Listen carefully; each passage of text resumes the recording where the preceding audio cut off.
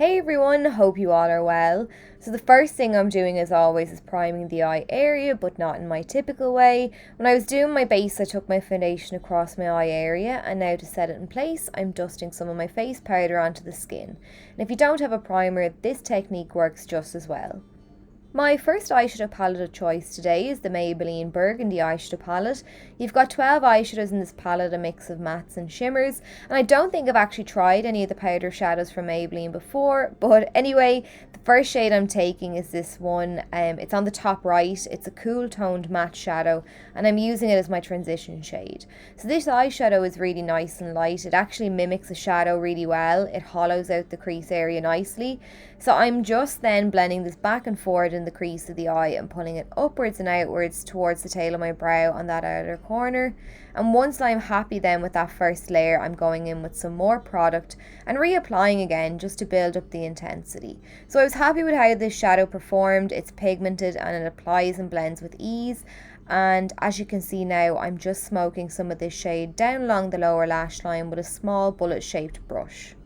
Moving on to a shimmer now, I'm taking the eyeshadow on the bottom row right in between the purple and copper, and I'm using a flat C-shaped brush to apply this onto the lid. So I wanted to see how this would perform straight from the pan, and it gives just a light wash of colour, as you can see, but I want the shimmer to look more intense, so I'm going back in now with a second layer of this shadow. This time though, I've sprayed my brush with some water and I'm patting the shadow halfway across the lid again, and the shadow now appears nice and vibrant on the lid. Next then, I'm taking that shimmery purple. Again, just to show you, I'm tapping it down on the lid dry, and it's not too bad. I've got a wash of colour, but I wanted to appear more intense, so I'm adding a second layer of this shadow wet.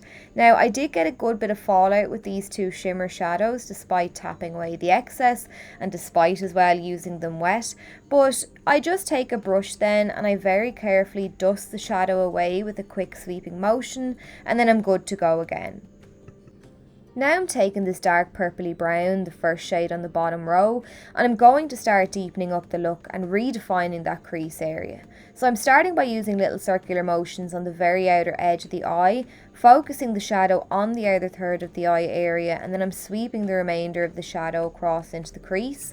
I'm going in once more then with another coating of the shadow, and I'm really giving that crease area a good blend to make sure that everything fades nicely together.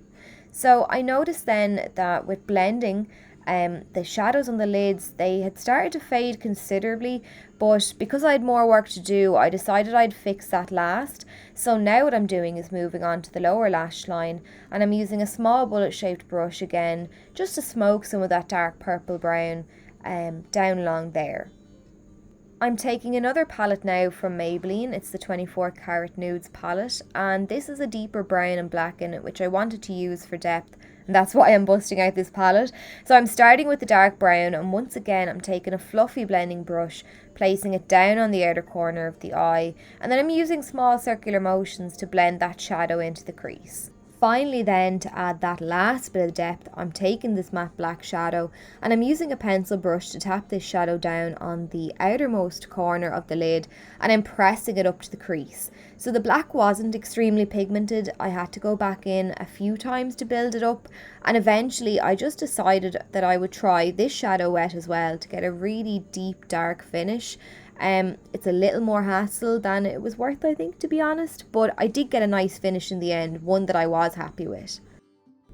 So this is what we have so far. I decided I'd go back in and press some of the lid shades back onto the lid with my finger this time so that I get a nice intense finish, and here is the result. I just don't think the shimmer shades are all that great. They require a lot of work and they fade considerably over time. The lasting power isn't great at all. So to line my waterline, I started with this pencil from L'Oreal. I'd picked this out with the intention of the purple on the lid looking more intense than it actually does, and I realised then that the pencil didn't work with the look, so I tried to remove it and start again with a different liner. Bad move, Eimear. I swapped for a brown and thought all was going well, but my eyes are just so sensitive that they became watery and bloodshot, so you'll just have to excuse that. I decided then to add some of the Sosu lashes in the style Paris, and then I picked back up some of the black eyeshadow on my my brush, and I'm carefully wriggling this along the lower lash line.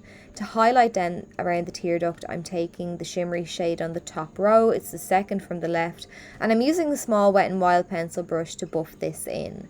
To blend my own lashes in with the false ones then, and to coat the lower lashes, I'm using the Maybelline The Falsies Lash Lift Mascara, and that's it. So overall, I don't really think these palettes are worth the money. They're €15 each here in Ireland, and I think you can get better quality drugstore palettes for less. You can of course still create a nice look, but there's better out there. So I hope you enjoyed the tutorial and found it helpful, and I'll catch you all really soon.